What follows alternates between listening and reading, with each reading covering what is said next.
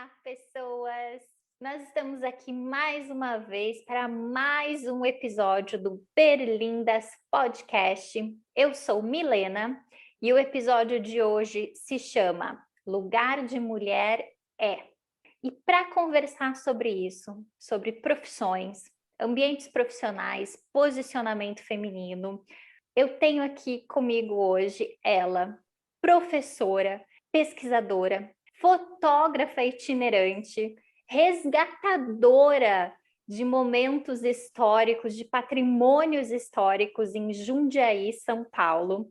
Essa profissional espetacular está aqui com a gente hoje. Estou muito feliz de recebê-la. Obrigada por ter aceitado o convite. Seja bem-vinda, Isabela Ferraro. Oi, Mi. Oi, pessoal, ouvintes do Berlindas. Eu estou muito feliz de estar aqui, é meu primeiro podcast. Eu quero agradecer demais o convite e essa apresentação tão generosa que você fez. Obrigada. Ai, você é tudo isso e muito mais. Aliás, quando a gente pensou nesse episódio, a gente pensou justamente em você por conta disso, porque você transita aí por diversos meios profissionais, você tem essa coisa da diversidade no que você faz. Para quem não acompanha, fica aqui a minha dica. A Bela faz um trabalho maravilhoso todos os domingos, nos trazendo muita informação de qualidade e também uma distração nesses tempos tão horrendos que a gente vive hoje. Nos domingos à tarde eu sei que eu vou ter, para mim, o que você faz parece uma telenovela, que são fotos com conteúdo, que contam uma historinha e sempre traz uma questão histórica e um posicionamento também, uma questão de lutas, de críticas que precisam ser feitas com um posicionamento sempre muito bacana. E aí vem a minha primeira pergunta. Dentre todas essas coisas que você faz, como que você chegou a isso? Como que foi a sua primeira escolha profissional, a sua primeira formação e experimentar com essas outras coisas? Como é isso para você? Beleza, vou tentar responder. Se eu não conseguir, depois você peça mais, por favor. Feliz com a sua audiência também nos meus stories, na minha telenovela dos domingos. Eu Para acho mim que é uma telenovela. Eu é, amo. tem essa inspiração também, porque eu gosto muito de ler. Então, às vezes, eu gosto mais da leitura do que do som, do que fazer um vídeo, do que fazer uma live andando pela cidade, que poderia ser feito também. Mas eu gosto de manipular um pouco a cidade, de manipular a história para chegar no tema que eu quero debater de fato, que muitas vezes é questão migratória, racismo, feminismo, grupos que estão em situação de vulnerabilidade social. Então, acho que por isso também que tem algum sucesso maior, não só para quem está em Jundiaí, mas também para quem está fora, porque são questões que a gente está vivendo agora nesse momento, que eu tento mostrar como é que isso está acontecendo na minha cidade e falar, será que também está acontecendo na sua, aí onde você está? Sim, aliás, eu esqueci de Então, falar aqui, mas você também é escritora de livros. E eu acho o seu livro uma inspiração pelo próprio título, porque você chamou o livro de Lugar Comum, um olhar incomum para quem vive em um lugar comum, né? isso.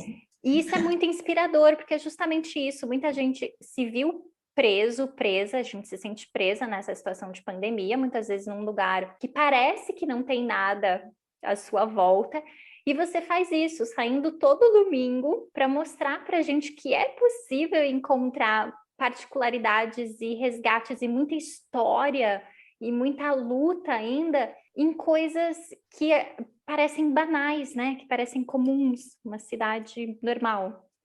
Eu gosto de pensar numa linha, né? As pessoas falam que a história se repete, na verdade, é ela acontecendo o tempo todo com uma frequência assim específica, né? Ela não se repete. É como que as pessoas do passado determinaram o que as pessoas de hoje são, né? Tá tudo aqui, tem os grupos de hoje, tem os grupos de ontem, e eu acho que entender sobre esses grupos de ontem faz a gente se perceber melhor como chegamos até aqui, que situações, que decisões tomamos que foram boas, quais não foram tão boas. E o espaço ficou cada vez menor, né, pela coisa da pandemia. Não posso ir para outra cidade, às vezes não posso nem ir para outro bairro, às vezes fico no meu quarteirão, vamos dar uma volta no quarteirão. Então veio essa coisa da escrita pela Lei Aldir Blanc, né, de emergência cultural do ano passado. Eu escrevi 2 livros já inspirada nesse processo de registro e de resgate São e-books, na verdade. Tenho dois. O Novas Rotas, que é baseado nesse formato das stories da telenovela, Uhum. que está ganhando o ISBN agora, ficha catalográfica Olha, bonitinho, né, para ser melhor divulgado. E o Lugar Comum é como se fosse um guia. Esse eu tinha em mente mais os meus alunos, porque como que eu falaria de história, de patrimônio para esse público mais jovem, né? E ele vai virar um livro interativo, ele nasceu como um livro interativo. A ideia é que seja um formato de app que possa ser baixado no telefone e que tenha perguntas. Ah, você já passou por essa rua? Por que que ela tem esse nome? Daí eu dou as sim, opções. Para ser clicável, né? Para ter alguma interação com quem estiver explorando a cidade, seja jundiaense ou não. Então, são, maravilhoso. assim, formas de manipular o patrimônio através de escrita. Então, veio daí também esse trabalho de escritora, que começou a ficar mais sério no ano passado, mas, assim, eu estudei letras aqui na Universidade de São Paulo, sempre foi letras, não tinha muito para onde eu correr, eu sempre gostei de ler, sempre fui boa com texto, com interpretação, sempre amei inglês, então foi tudo muito conveniente, né? Mas daí vinham as perguntas, você vai fazer letra, você vai morrer de fome. Foi o que eu mais ouvi a minha vida toda, Gente, você vai ser professora, você não vai sobreviver, você tá louca, você pode ser o que você quiser, você vai ser professora. Eu falei, quer saber, eu ainda sou nova, eu vou fazer letras, eu vou fazer isso para mim, porque, uhum, sabe, muito privilegiada sempre, meus pais nunca falaram, não, você vai fazer administração para tocar os negócios da família, então, quer dizer, que sempre bom. tive toda a liberdade para fazer o que eu quisesse, então eu falei, tá, então enquanto eu tenho aí uns aninhos, eu vou fazer letras para mim, e daí, se der tudo errado, eu faço outra coisa para poder ganhar dinheiro, né? E daí, conforme, sei lá, assisti a primeira aula, já me falei, não, é isso mesmo, o meu lugar é esse, eu vou trabalhar para fazer isso acontecer. Então, talvez também tenha vindo daí a minha obsessão de ficar procurando outras coisas o tempo todo, de, ai, não, tô aqui traduzindo, tô dando aula, estou aplicando meus testes de aviação, mas será que eu devia estar procurando alguma outra coisa? Será que eu também devia estar escrevendo e publicando Sim, livros? Então, também tem essa coisa de ficar transitando claro. entre vários ofícios, talvez um pouco como reflexo disso ainda, de, você vai morrer de fome se você Uhum. fizer letras. O que faz todo sentido, porque o que a gente vê hoje, principalmente pós início da pandemia, é isso: são pessoas se reinventando. Eu detesto esse termo, porque a Globo se apossou dele e agora virou, né, bordão aí pós-pandemia. Sim, sim. Mas são as pessoas realmente buscando outros nichos, outras atividades, pelo medo, né? Pela insegurança, porque a economia está num momento muito frágil. Então, eu acho que você já veio com essa mentalidade de fábrica, né? De família, mas é uma coisa admirável, muito saudável, na minha opinião, e que eu acho que mais e mais pessoas estão fazendo, de desenvolver diferentes habilidades e se deixar explorar, né? Se deixar conhecer também, porque aí você se autoconhece, né? Você tem um É, processo de autoconhecimento quando você se coloca em diferentes ambientes, diferentes momentos profissionais, né? Diferentes exercícios de profissão. com certeza. Para mim é muito divertido, até porque se alguma coisa veio de fábrica, foi o tédio. Então eu sempre fico muito entediada muito rapidamente. Então eu também, sabe, fico procurando coisas o tempo todo. Eu acho que isso ressoa como é uma perdida na vida, não sabe o que faz. Não é verdade. Eu gosto de muita coisa. É só isso. Eu É tenho um amigo que joia. fala, você parece, eu falei para você essa história, né? Você Falou. parece a Barbie Profissões. Um dia você é aeromoça, outro dia você é veterinário. Então, tem, acho que um pouco isso, mas claro, necessidade de se reinventar, mas Uhum. também o tédio, a vontade de, ai, não, tá chato isso, vamos deixar mais divertido. Sim, E, sim, inclusive, quero elogiar o episódio que vocês falaram sobre Sociedade do Cansaço, né? É um dos meus sim. favoritos. Achei que vocês tocaram Ai, em várias obrigada. questões muito importantes e está muito, né? Você vai pegar Sim. quantas tarefas para você. Exato. Apesar, eu acho que agora já virou uma habilidade de sobrevivência, né? Sim, Justamente por uhum. isso. Mas pegando aqui da sua fala, que você mencionou a Barbie das profissões, eu adoro isso. Eu queria te perguntar como que é ser mulher e fazer todas essas diferentes coisas. Se em algum momento Você já se sentiu prejudicada ou de repente pensou que não deveria estar naquele lugar por ser mulher, ou passou até por uma situação desconfortável, né, de risco? Por exemplo, eu sempre me pergunto, todos os domingos, quando eu assisto a sua telenovela no Instagram, como que essa menina linda que eu conheço sai sozinha pelas ruas da cidade, que Jundiaí não é uma cidade tão pequena assim, né? Eu conheço Jundiaí, fotografando. Quer dizer, eu, talvez pelas coisas que eu já vivi na vida, eu tenho certos receios. Não sei se eu conseguiria, assim, adoraria. Isso não é uma crítica, isso é um elogio. Eu acho que eu adoraria sair tranquilamente pelas ruas a qualquer hora, em qualquer lugar. Eu acho que nós mulheres deveríamos ter esse direito, mas isso muitas vezes nos é negado. E você faz isso. Você já passou algum perrengue? Queria aqui deixar meu agradecimento para todas as minhas amigas, não só para mim, que se preocupa comigo, assim, eu já recebi várias mensagens de, nossa, mas você foi nesse lugar? Fui, eu escolho os horários, mulher sempre escolhe horário, eu escolho as roupas, mulher sempre escolhe as roupas. Então, teve uma vez que eu tive um episódio que eu estava fotografando com um vestidinho, porque era verão, né? Estamos no Brasil, minha gente. Estava muito quente. Eu ia ficar andando durante algumas horas, né? Tenta fazer o registro na Golden Hour, no Sim. 5 da tarde. Então, tem essa preocupação, tá? Tem que fazer rápido, tem que durar enquanto o pôr do sol estiver presente, porque senão depois eu vou começar a perder foto e também vai ficar escuro, né? Mulher e rua não é uma combinação muito respeitada, a gente sabe, na nossa sociedade, né? Se tá na rua, tá na rua depois que escureceu, por quê? Tá na rua com essa roupa, por quê? Então, assim, teve situações de ser parada, de ser importunada enquanto eu estava fotografando, daí falei, tá, então de vestido não vai dar mais, vai estar um calor absurdo lá fora, mas eu estarei vestida como um menino. Nossa. Meu pior tênis, minha pior calça, minha pior camiseta e em nome do trabalho, sabe? E é legal, não é? Mas eu estou disposta a fazer, eu tô, porque nesse momento o trabalho é o mais importante. Mas assim, a gente estava até falando da Virginia Woolf sobre como ela já falou dessa questão da mulher e da rua, de como era impossível para a mulher transitar por alguns lugares da cidade na época que ela escrevia, né, século XIX, Inglaterra. Ainda é hoje, mas é algo que eu estou gostando de explorar, que eu não vou parar de fazer, e que Não, vai por favor, ter não pare. ocasionalmente Sim. vai ter algum perrengue, vai, mas também se eu não estiver fazendo esse trabalho, saberemos que também vai acontecer. Então é aprender a lidar com uma Sim. situação, é aprender a ignorar esse tipo de chato e, Uhum. E e também não é continuar só na fazendo. rua, né? O seu relato é muito válido e realmente mulher e rua, eu acho que a gente aprende desde criança a temer a rua. Aquela coisa de brincar na rua, eu acho que é uma coisa muito masculina. Como o mundo é masculino, né? Toda essa idealização de, ai, criança precisa brincar na rua e tal. Eu sempre pensei, eu sempre me questionei, porque eu fui uma criança que cresceu no interior, uma cidadezinha minúscula, e mesmo assim, eu não tinha tanta liberdade assim de brincar na rua por ser menina e por não ter um irmão mais velho, que somos duas meninas em casa. Isso já era muito nítido para mim, que talvez se eu fosse menino, eu poderia ficar na rua assim brincando, mas isso não era uma opção. E mesmo que você quisesse para fazer suas brincadeiras na rua, né? Porque meus primos e meu irmão sempre ficaram muito na rua, mas era para jogar futebol e para Uhum. carrinho de rolemã. Se eu quisesse, eu poderia ter ido, talvez. Eu acho que nunca teve essa situação de meus pais ou de alguém ver algum perigo nisso numa cidade do interior. Mas eu não queria jogar futebol, né? Eu queria andar de Sim, rolemã.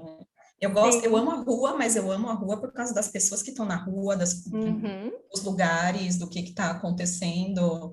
Então também tem isso, né? Para quais atividades é Sim. justificável uma Você mulher está estar na na rua. rua? É, eu andava muito de patins.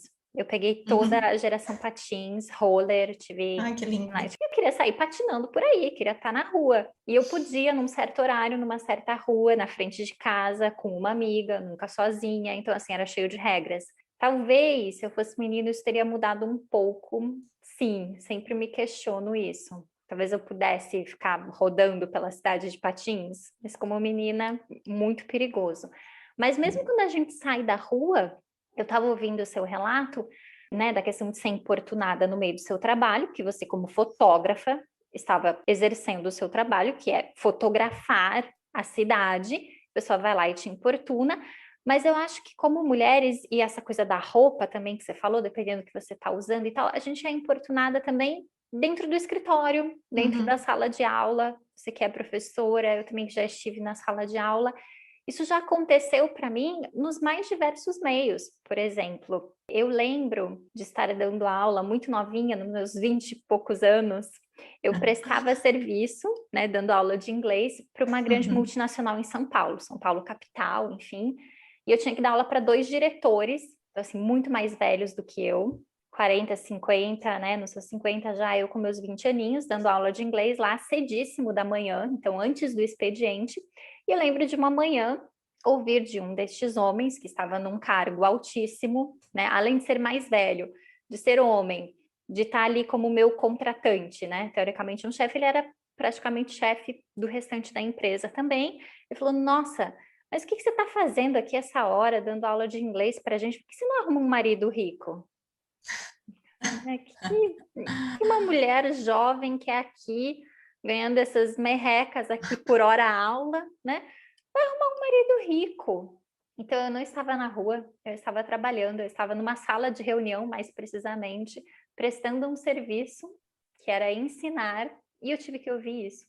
E a desvalorização do próprio serviço que você está prestando, né? Você levanta cedo, você pega lá um transporte público para chegar numa escola que está lá completamente em outro bairro, às vezes até em outra cidade, para dar aula muito cedo para esses senhores que estão precisando do seu serviço. E vem um comentário desses, né? Você conseguiu responder alguma coisa?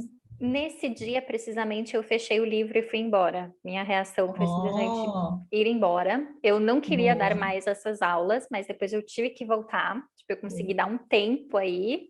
Não rolou uma retratação nem nada, até porque essa pessoa era um diretor. E o contrato já tinha sido fechado com a empresa, então, assim, tinha muitas negociações, né? Tinha o contrato, ele era o diretor, se não desse aula para ele, ia perder os outros alunos também, enfim, muitas coisas em jogo. Não rolou uma retratação, rolou só um tipo, é melhor você não fazer esse tipo de piada enquanto estiver em aula, porque para os homens, isso não é um comentário maldoso, isso não é uma ofensa, isso não é um assédio. Isso é uma piada, né? Na cabeça dele, ele fez uma piada que eu não gostei. Foi só isso. E talvez até um elogio na cabeça dele seja o jeito esquisito dele fazer um elogio, né? De, você é bonita demais para estar aqui trabalhando, você é bonita demais para estar aqui, né? Para não Sim. estar casada, como assim? E dentro desse episódio, né, desse assunto, eu até queria trazer aqui um livro super recente, que é de 2020, Uhum. que traz justamente essa perspectiva dos homens. O livro se chama The Good Guys, eu não achei, acho que ele não foi lançado ainda em português, até porque ele é de 2020, que fala justamente sobre isso. É um manual para homens sobre como que eles podem ajudar mulheres em ambientes de trabalho. Não só ajudar, mas muitas vezes como não atrapalhar e não ofender, né? É um manual escrito por 2 psicólogos. Aquilo, se você fizer menos, já está ótimo, Já né? está ótimo. O David Smith e o Brad Johnson, eles trazem um guia, realmente, e eles tiveram essa ideia a partir de uma pesquisa que mostra que hoje 87% dos homens no mercado de trabalho, né, principalmente no mundo corporativo, eles querem essa equidade, né? Eles são a favor de tornar o ambiente de trabalho mais agradável e menos tóxico, na verdade, para mulheres. Mas os homens não sabem o que fazer. Então, esses 2 psicólogos, eles trazem dicas, realmente um manual prático do que fazer e do que não fazer. Uma das coisas que eles falam é que a maioria dos homens não vê gravidade no que vê ou no que ouve. Justamente isso, esse tipo de piada, esse tipo de comentário. E não é por aí, isso tem uma gravidade, isso tem um custo e um custo emocional para as mulheres e um custo financeiro também, né? Porque a gente acaba desistindo de carreiras, desistindo aí de locais de trabalho, largando empregos, muitas vezes por não se sentir confortável. Eu não sei se você já passou por alguma coisa similar, Bela, dando aula, talvez, Sim, sim, eu acho que todas nós, né, dando aula de inglês para infelizmente. adulto, eu acho que muitas vezes calha de você ser mais jovem do que seu público, e assim, direto, é essa menina que vai dar aula para mim, e você estava falando, né, citando desse livro que eu não conheço, vou até procurar depois, das piadas, mas eu fico pensando naqueles comentários que têm o objetivo de te ofender, de te magoar também, que a gente vê acontecer muito nas mídias sociais, de Twitter, ai, só fala besteira, ai, vou cortar sua língua, né, de uma agressividade, né, de jornalistas e das profissões mais variadas sendo aí alvo desse povo com tão pouco para dar, né, tão pouco para oferecer. Sim. Então, isso, assim, recorrente, direto, de aplicar algum teste, principalmente esse relacionado à aviação, né, que envolve principalmente homens mais velhos, que não entendem muito bem a lógica do escritório contemporâneo, vamos colocar dessa maneira, né? E Sim. que vem aí falando esses absurdos imagina, ela que vai dizer se eu posso voar ou não. Imagina, essa menina já te desqualifica nisso, né? Essa Essa menina. menina, e para chegar até aqui, né? A gente se conheceu num treinamento para Sim. uma rede de escolas de inglês, assim, das mais importantes do Brasil, e a gente lembra como era difícil para a gente também estar Claro. naquele lugar dos anos de estudo, do quanto trilhar o nosso caminho é difícil. Não só o nosso, a gente sabe da dificuldade de todos, ainda mais educação no Brasil, né, Milena? Sim, Então, educação, mulher e prestando um serviço, né? Eu acho prestando um que essa coisa serviço. de, principalmente nas aulas de inglês, de você chegar numa empresa, num ambiente como prestadora externa, né? Você veio de Uhum. fora para dar uma avaliação, no seu caso, para dar um aval, né? Você vai lá realmente para aplicar os testes de idioma, de inglês, nos pilotos que têm um cargo alto, um cargo que tem um prestígio, um status, a gente sabe disso. O cara, ele pilota um avião. E aí vem uma menina dizer se ele pode ou não, se ele está apto a se comunicar em outra língua. Quem é você? E assim como ele, eu sou testada todo ano, Uhum. exaustivamente, né? Se qualquer coisa sai um pouco do que está programado para fazer, eu sou notificada, fala, não, olha, ajusta isso, não está de acordo com as normas. Ele também segue, né, todas as regras da Sim. aviação. Então, me surpreende um pouco isso, sabe? De Uhum. que precisa de uma certificação alta para estar fazendo isso. E eu não estou falando nem de mim, sabe? Eu fico pensando nas meninas que voam, no tipo Uhum. de machismo que elas têm que lidar cada dia. Durante instrução, temos muitas instrutoras aqui também na escola de aviação onde eu trabalho, e fico pensando no que elas ouvem, sabe? Cada vez que Uhum. uma foto delas dando instrução é publicada, que vem esses comentários engraçadíssimos, que acham que são os primeiros a falar, ai, mas estou na dúvida de quem é o avião nessa foto, sabe? Umas coisas assim. Nossa. Não é engraçado, e meu filho, você não é nem o primeiro que está falando isso, sabe? Uhum. Totalmente desnecessário.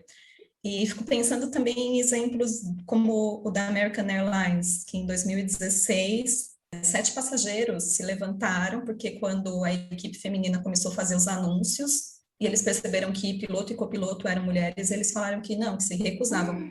Gente, 2016, hein? Nossa, não, isso me lembra uma outra história desse ano, mulheres em cargos considerados aí masculinos, né? Onde geralmente nós vemos homens. O caso do cargueiro que encalhou no canal de Suez, você lembra disso esse ano? Gente, como não se lembrar desse caos Como não maravilhoso? lembrar? Porque, pessoalmente, eu adorei porque assim foi um respiro. Dentre Foi um todas as respeito. notícias que a gente tinha que acompanhar aqui no Brasil, como brasileira, brasileiros que somos, Uhum, todos uhum. os memes que foram gerados com esse navio encalhado foram ótimos. E estava eu aqui me divertindo no Twitter, vendo vários memes. E num dado momento, eu comecei a ver uma menina se retratando, uma menina que teve que ir ao Twitter para falar que não era ela que estava comandando, que estava como capitã deste navio. Essa menina, eu até anotei o nome dela, ela se chama Marwa Euzeledar. E ela é capitã de navios no Egito, ou seja, ela tinha dado algumas entrevistas recentemente, ela estava aí sob os holofotes justamente por ser uma mulher capitã de navio no Egito, a primeira capitã de navios no Egito, e na hora que apareceu as notícias sobre um navio encalhado, as duas coisas foram associadas. Ah, então encalhou um navio? Então é aquela capitã que estava Ai, eu aí não dando acredito. entrevista, porque ela é a primeira capitã de navios do Egito. E a mulher teve que ir ao Twitter para se Ai, retratar, gente. para dizer onde ela estava. Ela não estava trabalhando, se eu não me engano, ela estava... Apresenta um álibi para dizer que não era eu. Eu não sabia Exatamente. disso. Não Então, sabia que rolou. 2021, agora, foi em abril esse caso, a mulher teve que se retratar e falar, gente, eu não tô nesse navio, não fui eu que encalhei esse troço lá, mas olha como a associação foi imediata, justamente porque capitão de navio, ó, capitão, né? A gente espera ver um homem, a sociedade espera ver um homem naquele posto. Deu qualquer merda? Ah, deve ser a mulher, que ó, ela é a única capitã de navio aqui no Egito, só pode ser ela. Olha o tamanho do absurdo. É muito parecido com as piadas de mulher no volante, né? Que a gente, graças a Deus, tem um pouco menos agora. Eu acho que ainda existem, né? Eu nunca mais ouvi tanto, mas tinha uma época que assim era insuportável real, né? Sim, De o tempo realmente. todo. E voltando nesse livro, esse livro ele é muito positivo, porque justamente eles trazem esses dados de que os homens estão interessados em promover essas mudanças nos ambientes de trabalho, mas esse livro foi publicado em 2020, né? Então ele traz pesquisas de 2 anos anteriores, então 2018, 2019. Parece uma boa notícia, mas ao mesmo tempo não é, porque todo esse panorama que eles estavam trazendo aí dessas alterações, desses avanços no mundo corporativo, principalmente, que é o foco do livro, equidade entre homens e mulheres, o espaço das mulheres e a equidade entre homens e mulheres, isso regrediu muito durante a pandemia. E isso eu Uhum. encontrei num relatório da ONU do ano passado, que diz que toda essa luta das mulheres para buscar essa igualdade regrediu em anos, apenas em 2020. Então, em um ano de pandemia, a gente perdeu anos de luta para conseguir chegar, se equiparar aí nos mesmos níveis profissionais de homens, principalmente por conta do trabalho doméstico, que inclui a criação de filhos, né? Quando eu falo trabalho doméstico, é cuidar da casa e cuidar dos filhos. Eles fizeram, então, essa pesquisa gigante em 50 países, Uhum. e os dados são os seguintes. As mulheres, durante a pandemia, elas aumentaram o trabalho doméstico, então cuidar da casa ou de filhos, em 5 horas por dia, trabalhando a partir de casa ou ficando em casa sem trabalhar por conta da pandemia, né? Os homens também, os homens que responderam essa pesquisa, eles tiveram um aumento, mas um aumento aí de 3 horas, em alguns países até menos do que isso. Só que se a gente parar para pensar que cada mulher passou a dedicar 5 horas diárias ao cuidado de filhos e casa, trabalho doméstico, isso são 30 horas semanais. É um outro emprego. Se a Outro gente emprego não pensar remunerado, no não caso. remunerado. Se a gente pensar numa CLT aí, 40 horas semanais, você tem 30 horas extras aí para cuidar da casa e dos filhos que não entram nessa conta. É, Sim. é absurdo, isso é um retrocesso muito grande, sem falar que o número de desemprego também. Se a gente considerar o número total de desempregados ao final de 2020 e a gente isolar entre homens e mulheres, o número de mulheres desempregadas é 87% maior do que o número de homens desempregados. É absurdo, né? É muito diferente, né? A gente chegou a falar um pouco sobre a mão de obra feminina ser mais barata, né? Então, nesse Sim. momento, faria mais sentido manter as mulheres empregadas, sob a justificativa de poder pagá-las menos, né? Do que Uhum. os homens, e nem isso parece que também está fazendo muito sentido, né? A precarização É. tá batendo de diversas maneiras para cada classe, para cada trabalhador. Eu acho que é justamente isso. Há mulheres que ficaram sobrecarregadas, então muitas vezes elas mesmas desistiram daquele trabalho, porque não teve como lidar com toda essa sobrecarga doméstica e o emprego. E também essa questão do homem ser considerado mais valioso, digamos, para a empresa. Né? Uhum. Você já paga um Sim. salário mais alto, mas é mais especializado, então muitas vezes você demite 2, 3 cargos de apoio e não aquele cargo específico com maior especialidade para o que você quer. Então, só deixou mais nítido e nos retardou aí na luta para conquistar um ambiente igualitário no meio profissional, né, nos ambientes de trabalho. Um absurdo Sim, isso. muito cruel. Sim. E dentro do ambiente de trabalho, tem uma outra coisa que eu queria trazer aqui. A gente já falou aqui do macho palestrinha, aquela figura do homem que te interrompe, que ele sabe de tudo.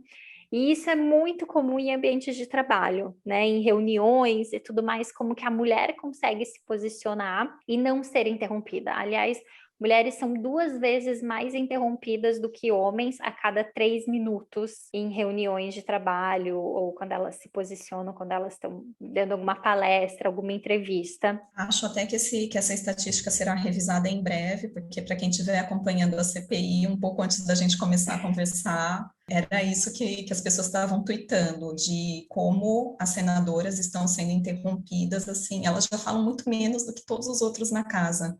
Sim. Começa uma delas a falar, já vai lá alguém interromper, é impressionante. É impressionante, né?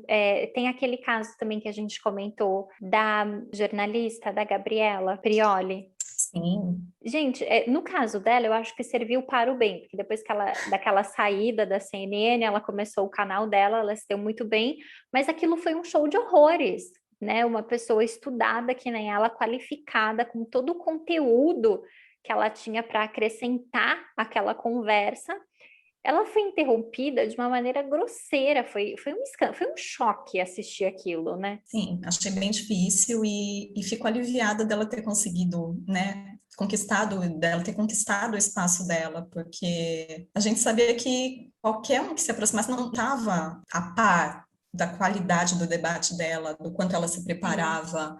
A gente via alguns ataques totalmente injustificados, porque simplesmente a outra pessoa, a outra parte do debate não estava tão preparada, não ia conseguir nunca conversar com uma Gabriela Prioli, nem se passasse o resto da vida só estudando, só se dedicando a Sim, isso, né? sim. Essa coisa da voz, eu acho que sempre foi e ainda é muito importante para a gente, né?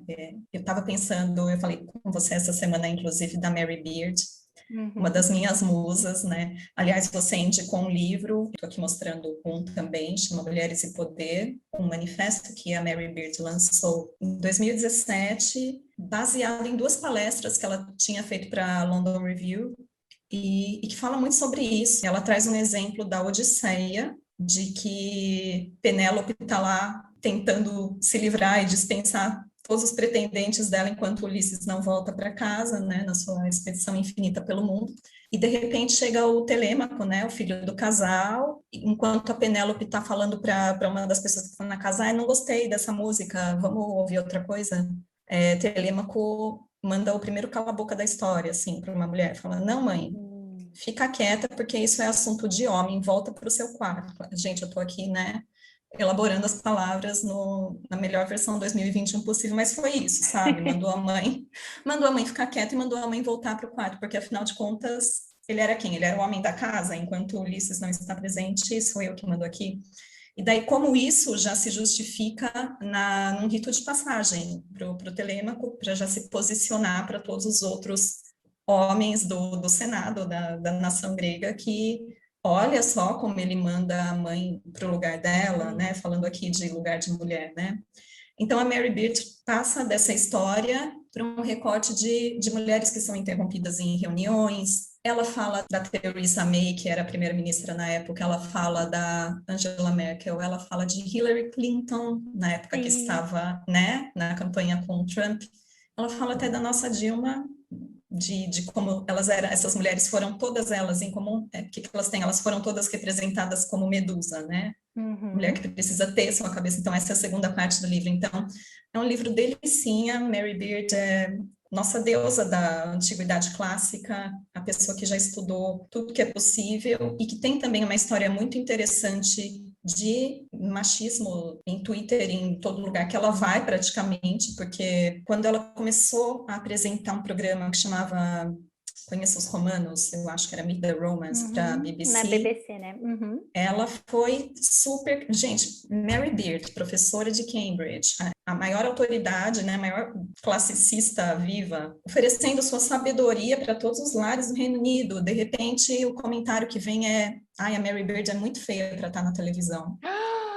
Então, quer dizer, e ela tem muito a falar sobre voz, esse livro é muito sucinto, do jeito que a Mary é, na verdade, ela embora ela seja, né, acadêmica, a linguagem dela não é. Eu recomendo esse livrinho para todos os nossos ouvintes, Aliás, que é muito sobre inspirador. voz, eu não li este livro ainda, está na minha lista, mas eu estava lendo uma entrevista com ela na BBC, ela que é historiadora, né, especialista em antiguidade e tudo mais. Aliás, eu acho que ela conseguiu resgatar nesse livro e com o seu exemplo, de onde vem o primeiro exemplo para os homens entenderem que eles precisam interromper mulheres para se autoafirmar, né? A masculinidade estar em interromper mulheres e não deixá-las tomarem autoridade, o poder da palavra. Eu acho que é por aí. E eu acho que o que a gente precisa falar, né, que talvez não fique claro para muitas pessoas, que principalmente as que desprezam história, é que por que a gente tem que falar do primeiro livro que marca, né, a inauguração da literatura ocidental, digamos? Por que a gente vai falar de Telêmaco, de Penélope? Porque isso se replica, né? A partir do momento em que um jovem manda a mãe calar a boca e voltar para o quarto, é assim que os homens que acompanham esse jovem vão achar que tem que se comportar, como ainda é assim hoje. Você tem um mau exemplo masculino para falar: nossa, olha lá, mitou, lacrou. E daí, quando você vê isso, já se replicou na sociedade toda e ninguém mais percebe de onde vem e por que isso continua acontecendo, né? Você não questionar acaba sendo um problema. E eu acho que vai além também, porque se a gente pensar na Odisseia, né, no livro, como você falou tão brilhantemente, não sei se eu vou conseguir falar as palavras da professora como marco da literatura, né, a Odisseia, mas é um livro que traz a jornada do herói, clássica historinha do homem desbravador que sai desbravar o mundo. A Penélope e o filho são coadjuvantes nessa história, e ainda é a questão dominadora no mundo hoje, porque quando as mulheres produzem arte, ainda hoje em 2021, parece que tudo que é produzido por mulheres vira coisa de mulher, é uma coisa feminina. Ah, esse filme aqui é para mulher, esse livro é para mulherzinha. Aí sabe uma coisa que eu odeio? Quando vem a coisa do poeta e da poetisa. Ah, não, a mulher é poetisa, fica uma coisa meio menina moça, sabe? Uma coisa juvenil. Ah, não é poeta, gente, é poeta, por favor, parem com isso. Não é? Então, também traz muito isso ainda, né? É um marco também disso. Tudo que é produzido pela mulher é para mulheres, é para ser consumido por mulheres, e a norma, o normativo, né, aquilo que é para todos, é homem, é masculino, é a jornada do herói, do Ulisses, da Odisseia, enfim. Mas além disso, você falou a questão da voz, e nessa entrevista também na BBC, aliás, essa entrevista é ótima, a Mary Beard deu essa entrevista ano passado, novembro de 2020, ela fala também da Margaret Thatcher, que foi uma pessoa que mudou a voz para conseguir se impor. Ou seja, ela fez treinamento, né, fonoaudiólogo e tudo mais, ela faz essa análise no livro de como a Margaret Thatcher se masculinizou a própria voz, para não ter esse tom agudo, né, essa voz mais feminina, porque isso não te traz poder, né, não te permite exercer o poder. Como ela teve que fazer tudo isso para se manter onde ela estava, para ser quem ela foi. Tem umas entrevistas que ela fala, quando ela fala da Thatcher, ela também fala da bolsa, que a Thatcher instituiu o uso da bolsa, tanto que algumas charges retratavam a Margaret Thatcher dando bolsada que em qualquer maravilha. pessoa. Num homem que fazia um comentário imbecil, ela dava bolsada. E daí virou também a coisa da mulher colocar um terninho para se masculinizar, mas colocar uma bolsa chiquérrima para, né, manter a feminilidade em dia. E também a gente se apropria um pouco de signos masculinos, né? Quando eu vou trabalhar lá no aeroporto, eu quase sempre estou super formal, o terninho me ajuda, né, a invocar aí alguma energia misteriosa que nem eu mesma sei porque que eu faço, mas eu faço. Modular minha voz, eu já fiz bastante. Para dar aula, para trabalhar, eu tinha essa preocupação de falar, não, acho que eu estou muito estridente, acho que eu estou muito carinhosa, vamos deixar um pouco mais grave, mais, né? Porque também eu acho que tem a coisa de eu ser uma mulher magrinha, pequena, de aparentar ser muito mais jovem do que eu sou. Sim, de E traços delicados, né? Questão não, delicada que é associada com o feminino. se de repente eu começar a fraquejar na minha voz, eu acho que eu tinha muito essa sensação. Se eu me colocar numa voz indefesa demais, eu acho que pode ser mais difícil para mim ser levada a sério. Então, eu já fiz isso. Sim. Olha como a gente se veste de homem, né? Você falou do terninho, mas antes, no início da conversa, você falou também, eu saio para fotografar, eu me visto de menino. Vou com a pior roupa, coloco, sei lá, um boné, um tênis, um moletom. Mas essa coisa do terno está muito associada ao poder também, né? A gente vê Hillary Clinton, Merkel, Angela Merkel, Dilma, cabelo curto, terno bem alinhado. A Hillary tinha muito uma coisa também em campanha eleitoral, quando ela estava concorrendo com o Trump, de beber, de tomar bebidas alcoólicas em comícios e tudo mais, de tomar uísque, de sair para beber com os camaradas, né, digamos assim. Isso é uma coisa, eu não estou dizendo, gente, que mulher não pode, não deve beber, não é isso. Beba o quanto quiser. Mas fazer isso em um comício, né, em uma campanha eleitoral política, para ter isso associado à sua imagem ali, era claramente uma questão de masculinização também, né? Porque ela fazia isso geralmente com homens, com outros homens. Então é justamente essa coisa de matar o feminino e precisar se masculinizar para assumir aquele poder, para demonstrar uma imagem de poder. E a Mary Beard fala isso, né? Ela fala que isso pode ter funcionado para essas mulheres, a Thatcher, principalmente, ela modulou a voz, ela usou o terninho e ela foi muito bem sucedida na carreira dela política, mas isso não atinge, não muda o problema. E o problema é como que a gente enxerga o poder. Por que a gente só associa o poder ao masculino, à voz grave, ao terno, né, a pessoa que fala grosso, a pessoa que se impõe. E eu acho que talvez agora, em 2021, a gente tenha alguns nomes na política que estão tentando mudar isso, estão tentando se apresentar de uma forma que é reconhecido como mais feminino. De novo, né? Eu não estou dizendo que toda mulher precisa ser assim, não é isso. A gente está discutindo aqui estereótipos. Mas, por exemplo, a Jacinda, primeira-ministra da Nova Zelândia, ela já tem uma questão mais, né, de maquiagem, cabelo comprido, não tem aquele cabelo curto tradicional, se põe de uma forma mais exposta, assim, como mãe, como mulher. Ela tem um marido que é um dono de casa, que fica em casa com a criança. E tem um caso muito famoso que eu queria trazer aqui, que foi da Sanna Marin, da Finlândia. Ela tem 34 anos, uma jovem primeira-ministra da Finlândia. Ela tirou uma foto para uma revista de moda, essa foto foi em 2020, rodou aí nas redes sociais também, em que ela está usando um terno, de novo o terninho, mas é um terno com um decote, e ela não está com nenhuma blusa por baixo. E ela foi muito criticada. Então ela está maquiada, né? Ela tem aqui umas joias também. Eu, pessoalmente, achei super elegante, tá muito chique, tá muito legal. E era uma proposta de uma revista de moda.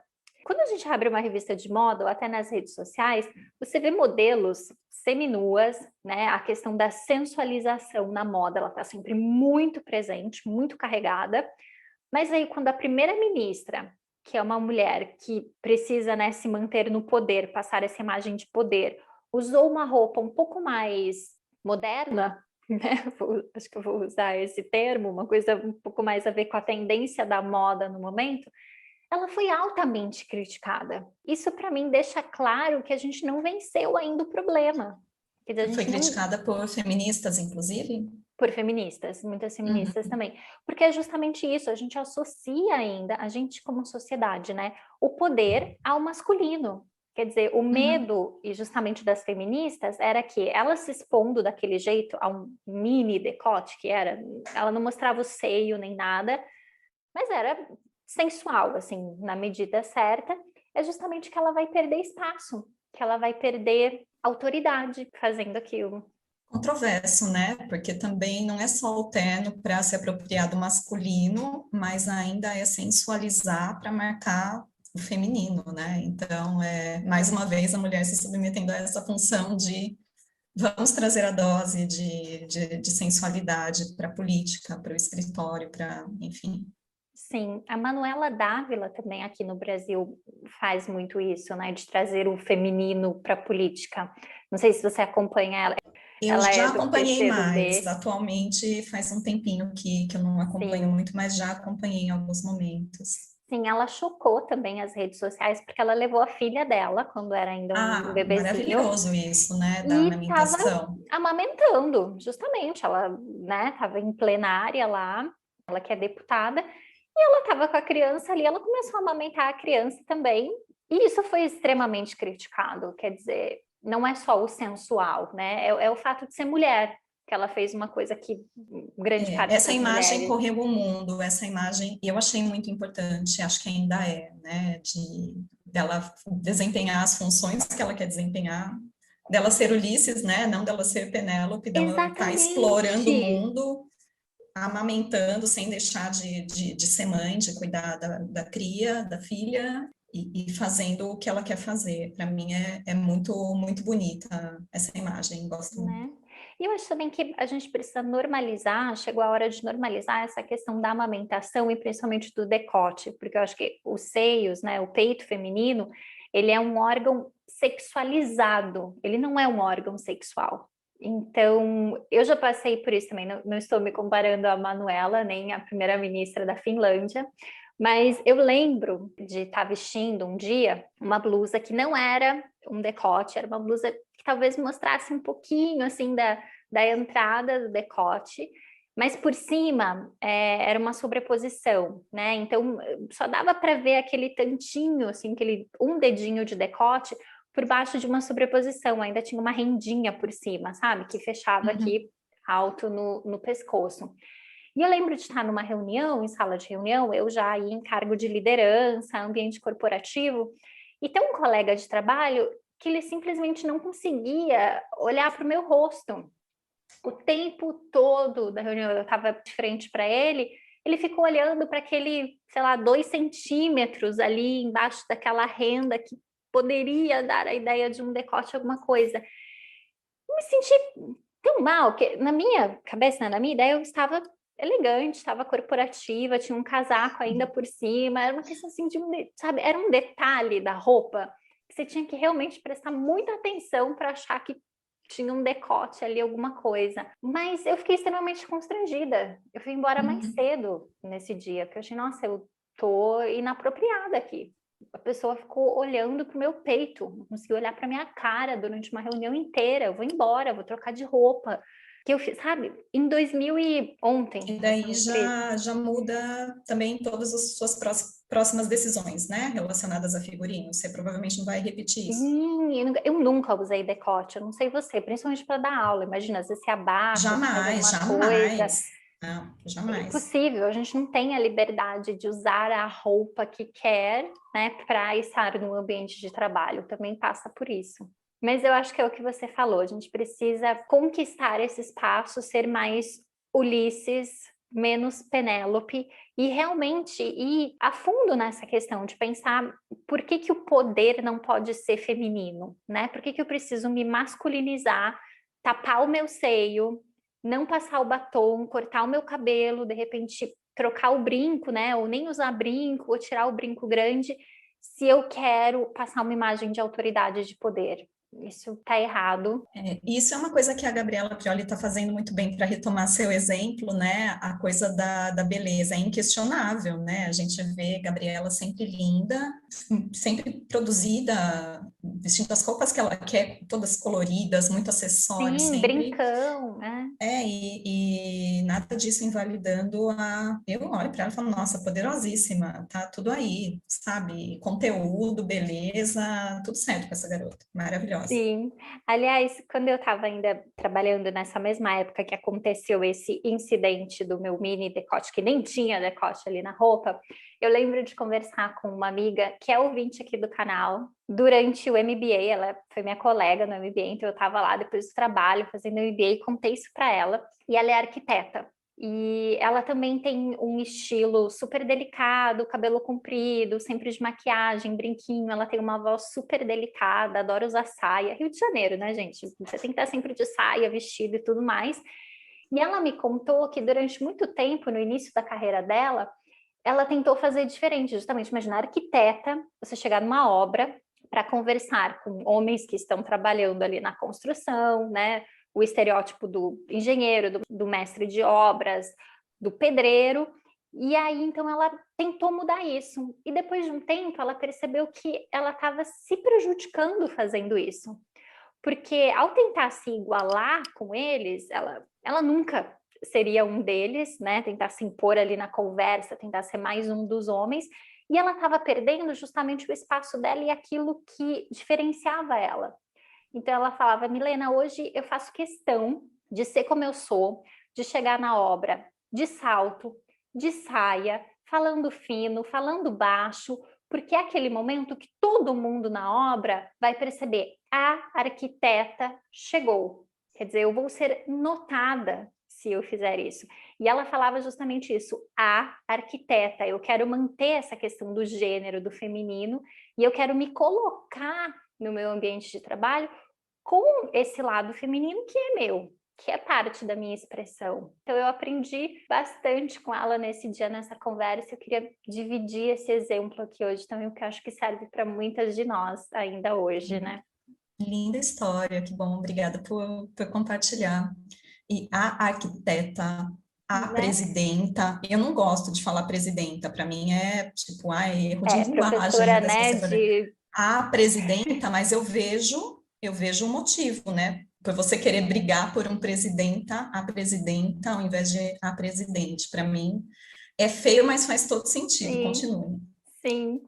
E, de repente, para começar a encerrar aqui, um último conselho, já que a gente falou aqui hoje também em um livro que dá conselho para homens, que é o The Good Guys, em como ser mais feminista e ajudar mulheres a ganharem o seu espaço, eu acho que eu tenho uma dica também, que é, apesar de sermos interrompidas, de não sermos valorizadas, de ganharmos menos para fazer o trabalho, de estarmos sempre sobrecarregadas também com as nossas atividades domésticas, casa, filhos, para quem tem filhos e tudo mais, eu acho que uma das coisas que a gente pode fazer para começar a mudar isso é fazer as perguntas desconfortáveis.